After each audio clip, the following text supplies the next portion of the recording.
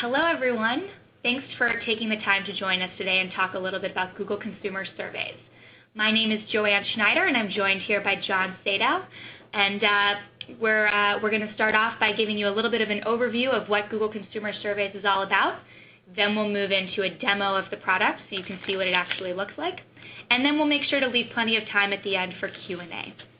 If at any time during this you have any questions, feel free to go ahead and click the Q&A tab and ask your questions there, whether or not it's about getting the presentation to work or also if you have questions about the product.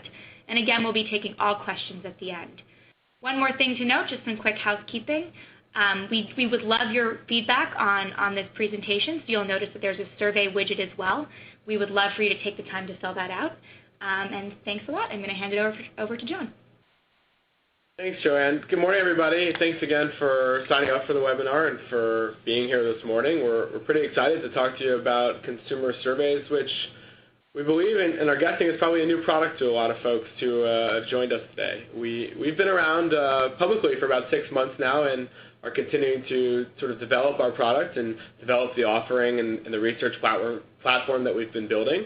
And so hopefully after today you'll feel pretty comfortable about what we're doing, what we're looking to continue to do in the future, and how you might be able to start incorporating this into the other Google products that perhaps you already use, and also just into the general business processes that you encounter day in and day out.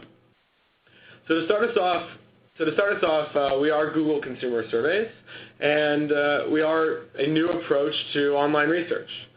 And so we'd like to start with this quote, which is really sort of the guide or one of the maxims that we think drives what we're looking to do and the product that we're looking to bring to market, which is, somewhere something incredible is waiting to be known. And we think that there really is plenty of data, lots of data out there in the marketplace that we can be helping businesses uncover, that we can be helping everyone from the mom and pop shop down the street to the regional or state law firm to the national agency that's looking to develop better business decisions and bring more data into the mix with what they're hoping to do.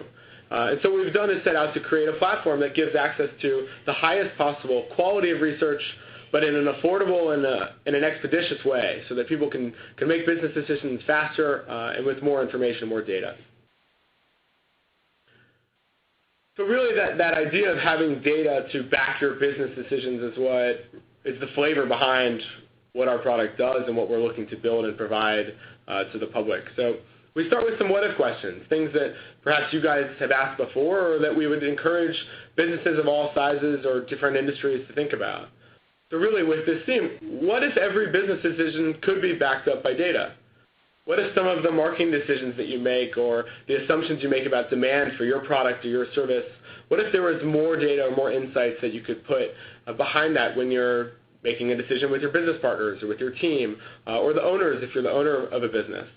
And we want to try and maybe help you do that or add that kind of data.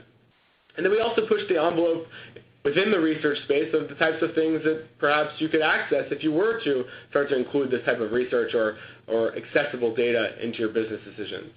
So what if we could keep track with changes in consumer trends or demand in near real time?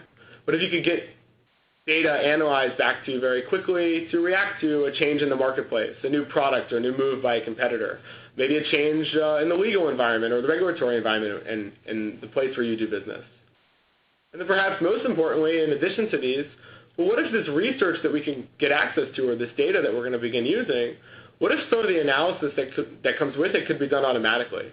Not everyone's a trained researcher. Not everyone has the experience navigating this type of data, let alone accessing it. So what if we could use technology to empower people of all types of experience and all types of businesses to take, utilize, and make use of that data for their own business?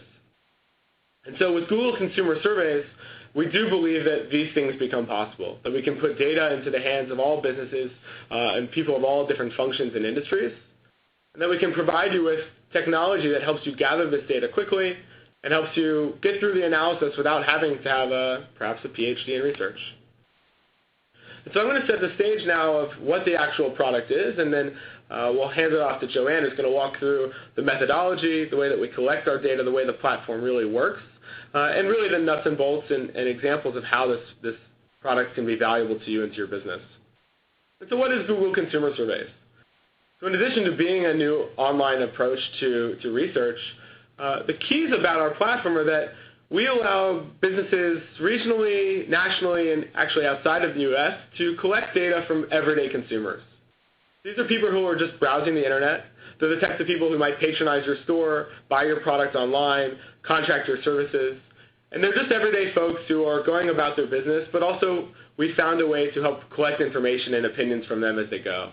So these aren't people that have signed up to answer survey questions. They're not being paid or incentivized in any monetary way to provide this data.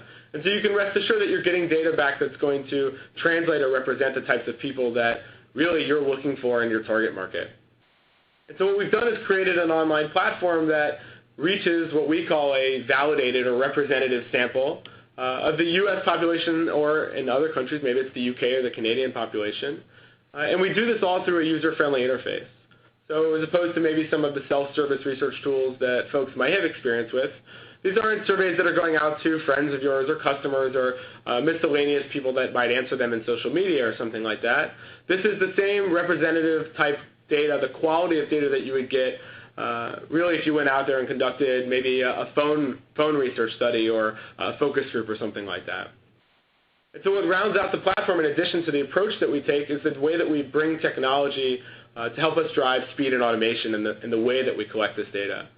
So we'll talk about this in a little bit more detail, but we're able to collect insights and track trends from thousands and thousands of responses or respondents in as little as maybe 36 hours. So in a number of days, really, you can collect this data and be acting on it, as opposed to what sometimes people are used to, which is taking a lot of time to try and prepare and collect that data, which sometimes can slow down your business processes. And we also, as I mentioned in the opening, we provide this idea of automated insights or automated analysis, so that you can go from the idea of what should I research or what do I want to investigate to how to act on the conclusions from that data as quickly as possible, so that you can really focus on integrating this into your business and making decisions based on this data. So that kind of sets the stage for the product itself, and I think from here we'll walk through the methodology and a bunch of the different features of the product. And so I'm going to pass it over to Joanne in just a second. Before I do that, I want to begin to set the stage. Joanne's going to do a demo of what this looks like in the wild, right? So she's going to walk through this process in the wild, but I want to set the stage of what this actual sampling process looks like, right, to give you a foundation for how we collect our data and who these respondents are. So perhaps you're used to some other type of research platform, right? Or when you think of research, you think of maybe it's being stopped in the mall and asked a question. Maybe you think of maybe a phone survey. It's, political season. Maybe somebody's called to ask your opinion on who you want to vote for. Or maybe if you're more experienced, you think of online surveys that you can post a link to or add to your site, send out in an email. Or perhaps you're familiar with panel research, if that's something you've done before, where people are sort of aggregated into a panel, they sign up and they're incentivized to answer questionnaires. Well, we've come up with something new. We've used some Google technology and a bunch of different sort of new processes that we've created to help sample folks. And so the way that we do that is actually by what started out to be a totally different problem that we were looking to solve.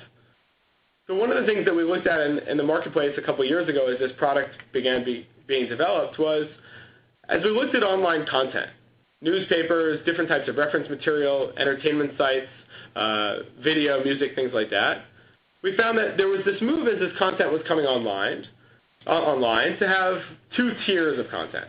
So there's the free tier. You can access, newspaper articles, some of them, maybe some videos for free. But then there was the premium tier.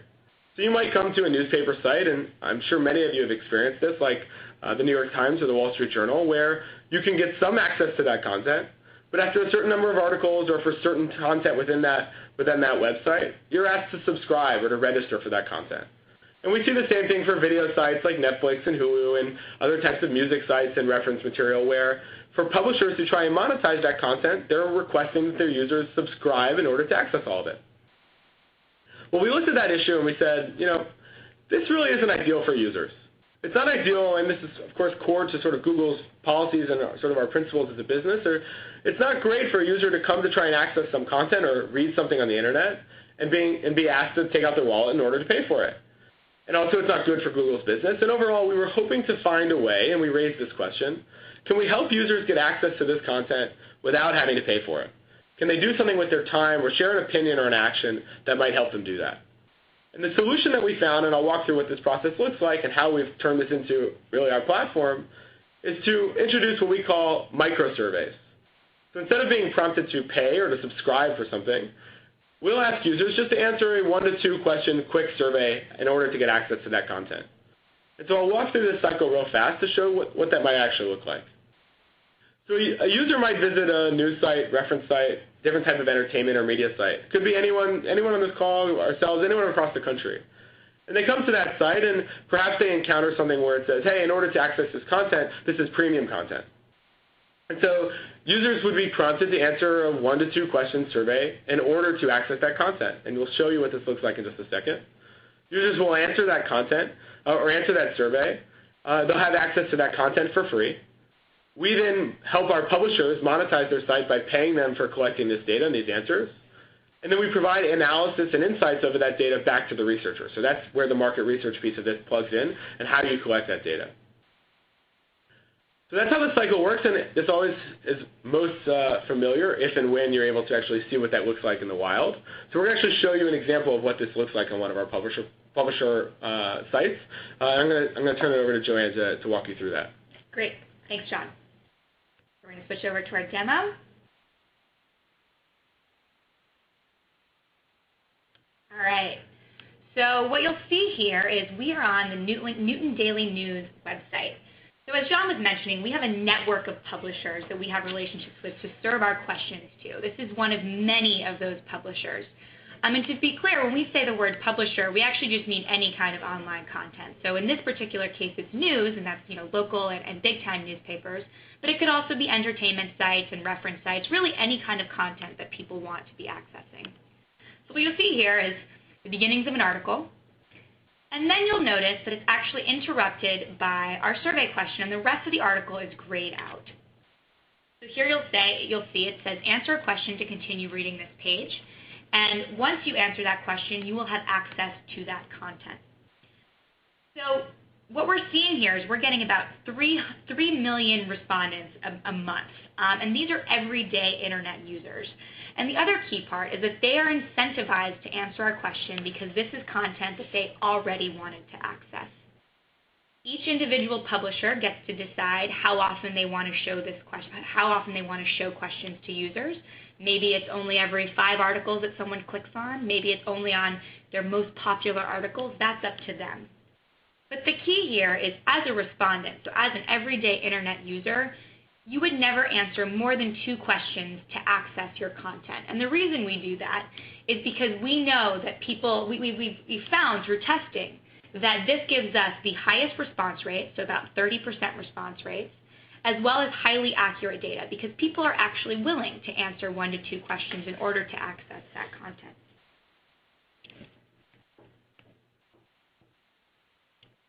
So I think the next question that might be asked is how do you make sure that the demographics are representative? How do you make sure this isn't just some small area of the internet and it's not really the people that you're looking for?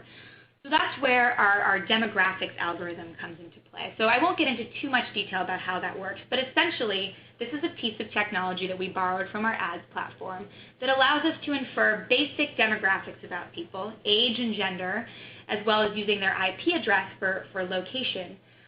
That allows us to field a representative sample. So we actually match this up to U.S. Census data and ensure that every single question has the right age distribution, the right gender distribution, as well as the right geographic distribution. So as you can imagine, this allows you to slice and dice your data according to these different buckets, but it also allows you to target according to these buckets. Let's say you know that you're only interested in talking to women. Or maybe you're only interested in talking to women in the Northeast who are above a certain age. You can certainly do that. So what you can see here is we have 3 different survey types. The first is general population, and that's when you really just want to field a representative sample of the U.S. population. This is our most basic, and the price is 10 cents per response. Usually you'll see results in about 2 to 3 days, or 1 to 3 days, I guess. The second bucket is demographic targeting. So that's what we just said. That's where you would choose to target according to these basic demographic buckets. And the price is 50 cents per response. And we'll talk a little bit more about how this actually works out in terms of price based on the number of responses you would need. The third bucket is our custom audience bucket. And so this is what we call using a screening question. So let's say, beyond just the basic demographics, you actually know that you're just interested in mothers with a child under the age of 2. You could ask people, are you a mother with a child under the age of 2? And only people who say yes would be served the subsequent question. Because remember, each user can receive a total of 2 questions. I'm going to jump back into the demo here. All right, so what does this look like for you as the one who is running the market research? So here we are on our website. You can access this yourself by searching for Google Consumer Surveys, and will be the first thing that comes up. We have all sorts of resources here. You can access our case studies. We have our validation white papers, and you can, of course, click around other example surveys, which we're going to do in just a minute. So first, I'm going to show you what it's like to create a survey. So we've preloaded a survey in here about dog toys. So this is actually one that we ran for a dog toy company. You'll see here we have a 4-step creator. You go ahead and just enter in basic details to organize your survey so that when you come back you know which is which. And then this is where we get to those 3 buckets that we just saw on the slides. The first is general population. You'll notice on the side it says 10 cents per response, reflecting the actual price, as well as the audience segments that this is going to represent. The second option is choosing the different demographic buckets. So again, you could pick men or women, and you could say which age, and you could pick different regions of the United States or state. We are also available in the UK and Canada, and we hope to be rolling out to other English-speaking countries very soon, and then the rest of the world after that. And then the third option is what we were discussing, is the screening question. So you'll see here I have, do you own a dog? And I've written yes and no, and I've flagged yes because that's the answer that we're interested in asking questions to. You'll notice at the top it says 50 cents per response, reflecting the cost of this option. And the other thing to notice is on the right here, the question is rendering exactly as it will render on the actual web pages. Continue to the next step. This is where you write your questions. Now, I think the first thing you might be thinking is, I thought we can only ask 2 questions, and here we have 8. So the key thing here is you can ask as many questions as you want. They'll be asked to a different set of demographically similar people. So what you'll notice here is I have all my different questions loaded in. You can do image questions if you would like to ask people which image they prefer. This can be really great for logo testing. You have all the standard multiple select, multiple choice. If you want to do a scaled rating or you want to ask people how much they agree with a statement, we have all the standard question types. We also released, which I'll show you in a minute, open-ended responses. So this is actually a pretty new thing for us. But we have open-ended numeric and open-ended text questions. This can be a great way to not bias your data. So if you want to know people's willingness to pay for a product that does X, Y, Z, rather than giving them a set of 5 options, you can have them just answer whatever number comes to the top of their head, and we will aggregate all of that for you. Similar with open-ended text questions, we're able to aggregate by synonym and by sentiment. And you can group those answers yourself. So maybe you want to say, what's the first word that comes to mind when you think of this brand or this type of product?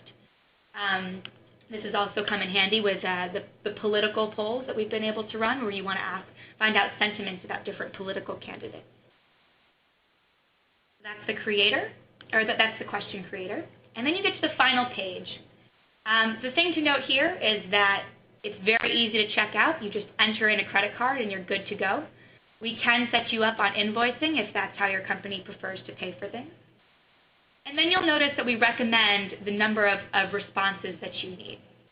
So this actually varies based on the kind of targeting you're doing. So for a general U.S. population where the price was 10 cents per response, we recommend about 1,500 responses.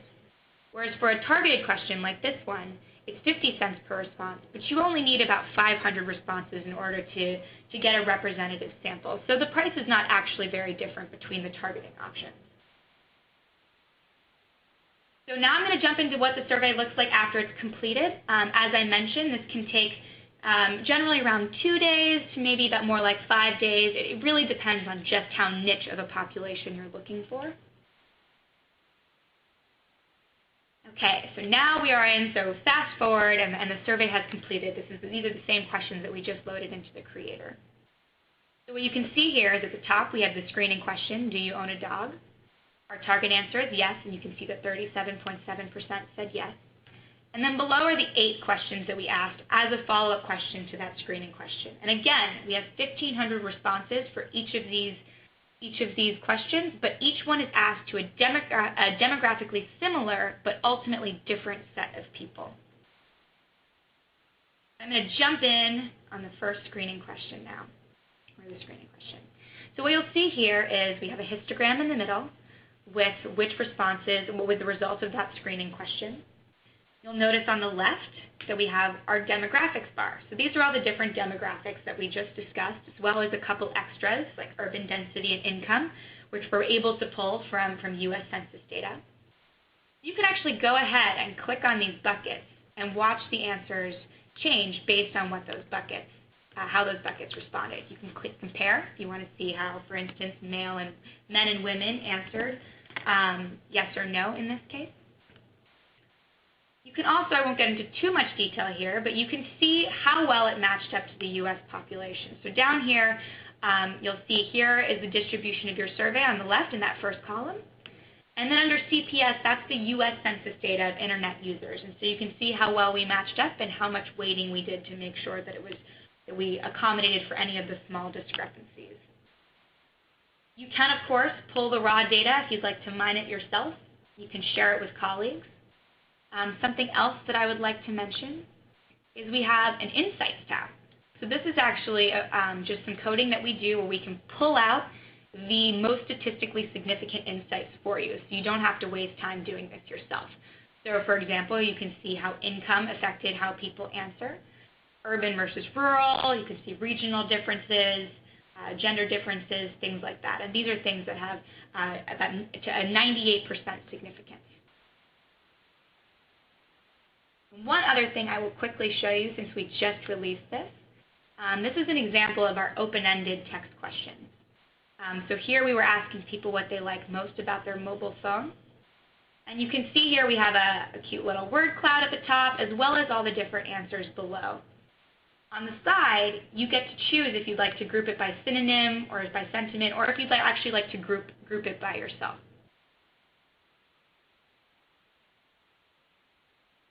Okay, and that is it for the demo. So we're actually going to turn it over to questions. Again, you can ask us questions in the chat box. You'll see it's labeled Q&A.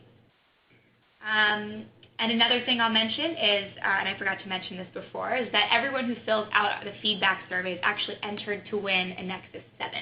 So a little extra incentive there to give us your feedback because we'd really, really like it.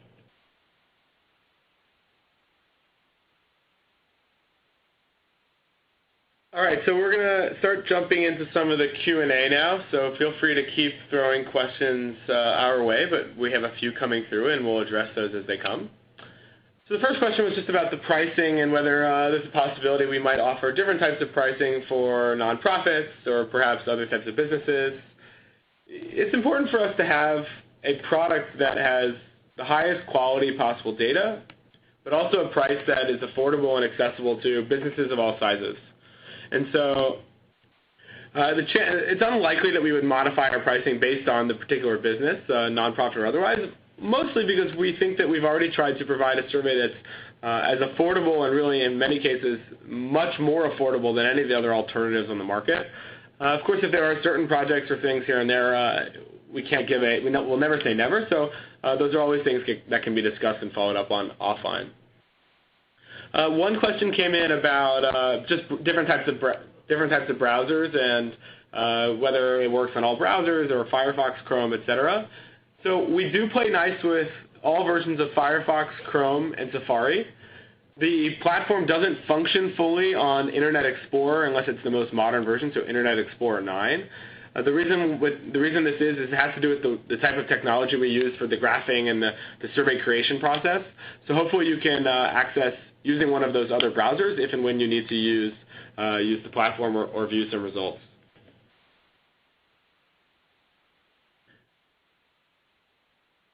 Another survey that came through was about the ability to target a survey or have a survey interact with ad exposure before we show it to users. So for example, could we show a survey to folks who had previously seen an ad? We don't allow at this point any type of targeting that lets you target a survey based on this kind of behavior. It's really all about finding a representative population of either the US or a certain demographic, et cetera. So at this point, that's not something that's possible with our platform, and nor is creating a survey to send to a specified group of people or an email list or to post on your own site. So we're just going to keep going with some more questions. Thanks for sending these in. Keep on asking as they come up. So one was about whether we can combine the analytics from our surveys with a Google AdWords account. And so there's no direct integration with the way that your AdWords account works, in the sense that they are separate platforms and there's no direct tie-in with what you're doing with your ads. However, we really do think that our research platform is the perfect sort of complement to what you might be doing or developing with your ad strategy. So for example, as you're designing your campaigns, maybe you're trying to figure out what keywords to bid on, what sites to show up on. Perhaps you want to do some research to understand how your market feels about a certain product or service.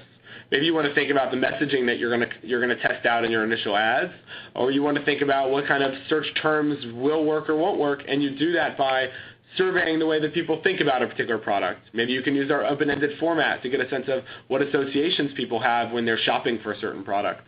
Or even you could do a creative test and test out the designs for one ad versus another.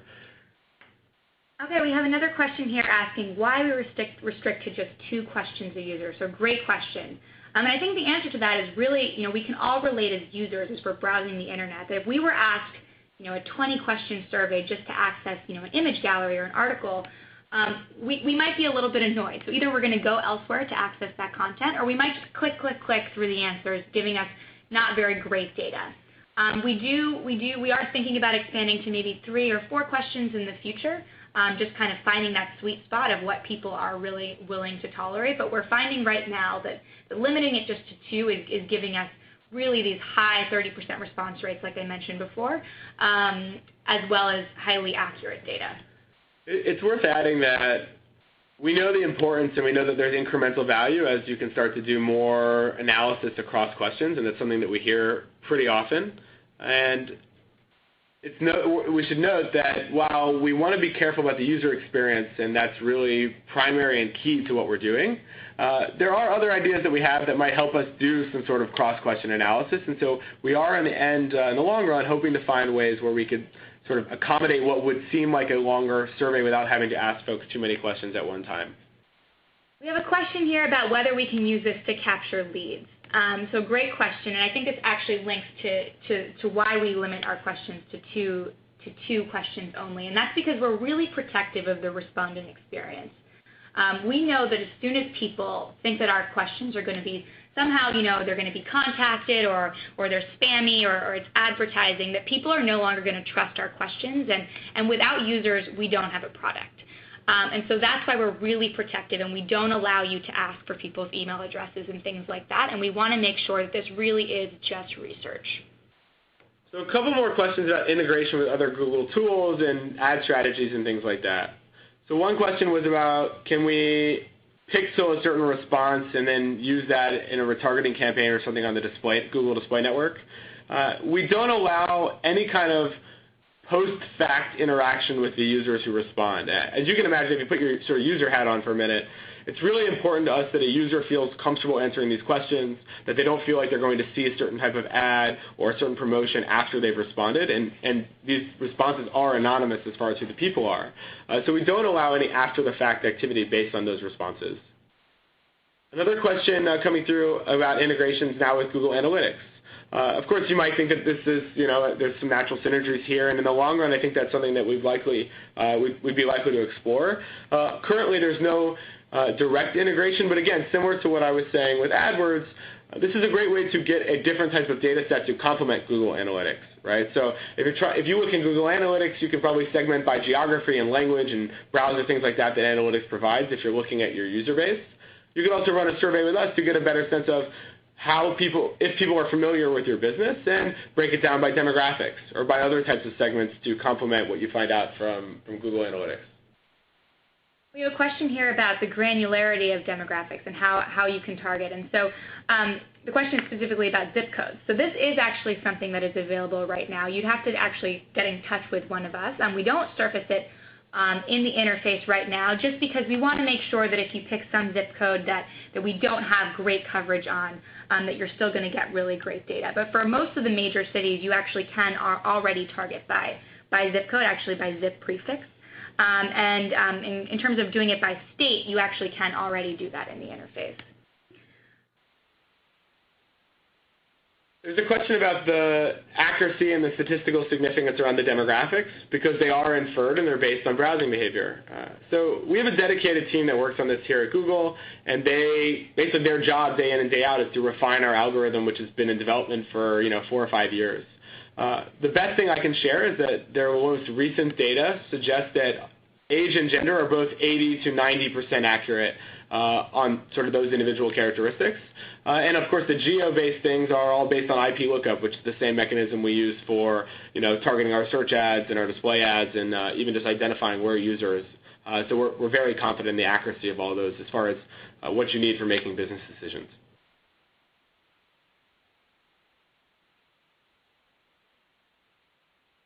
So another question about being able to export the survey results to a PDF or a PowerPoint.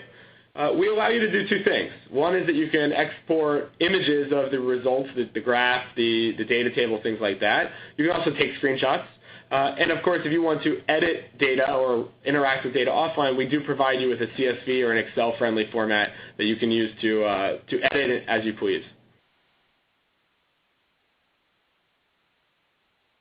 So a couple questions about our plans for expansion into other countries. So as we mentioned, we are in the US, the UK, and Canada. And we do, of course, want to expand to other countries, especially where research needs are perhaps not as fulfilled. Over the course of the rest of this year and early next year, we'll be looking to expand to more English-speaking countries first.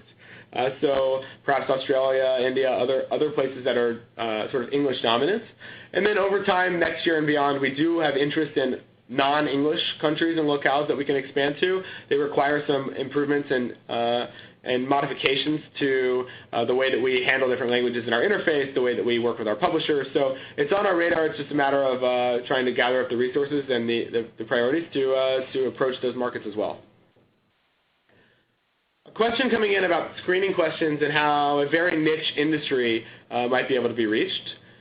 This is one of those things where it's always probably easiest to talk to us directly if you have a particular case where we can help you to see if our platform fits your needs. But generally speaking, there are 2 factors. If it's a low incidence nationally or something like that, you can always filter down to a state level or perhaps even a more local level if and when it's available to help sort of improve the incidence rate in that group.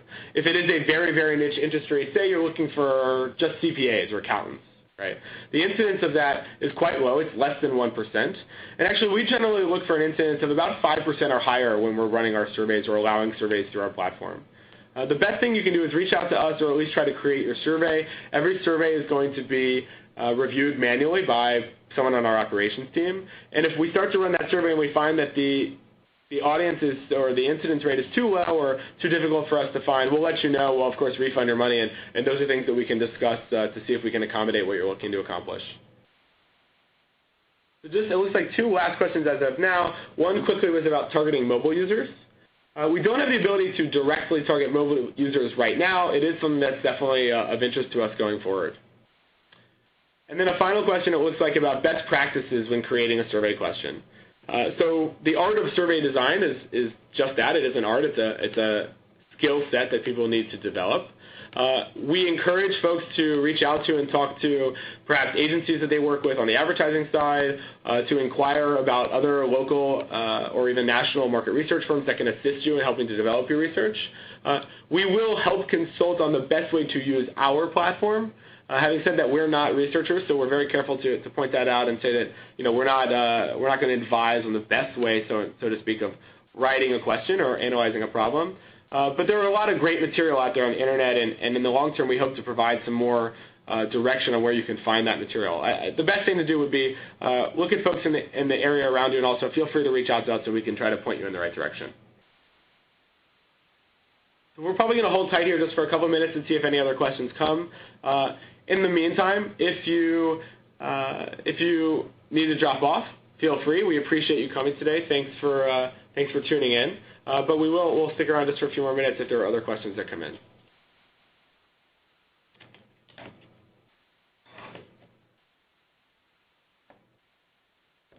One last thing for any folks who might want to drop off. If you go to our homepage, you'll notice on the bottom of our homepage there's a Contact Sales link.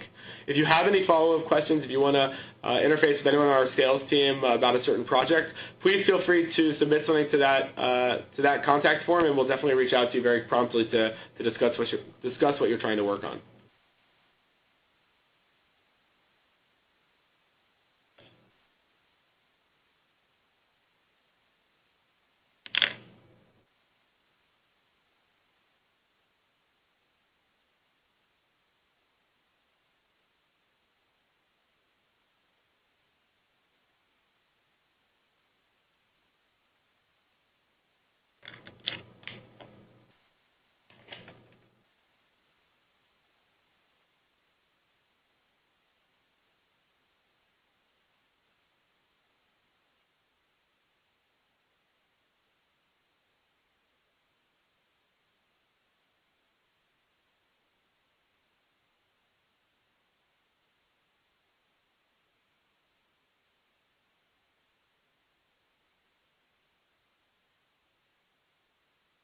So it looks like all the questions have probably come in already, and we want to let everybody go on with their day. So again, thank you for joining us today. We really do appreciate it. One last plug to go ahead and use that feedback survey widget for you to be able to enter to win a Nexus 7, and also so we can get some feedback on the presentation and your experience today. And of course, please don't hesitate to reach out to us if you have questions about getting started with a project. And good luck with surveying, and thanks for joining us today.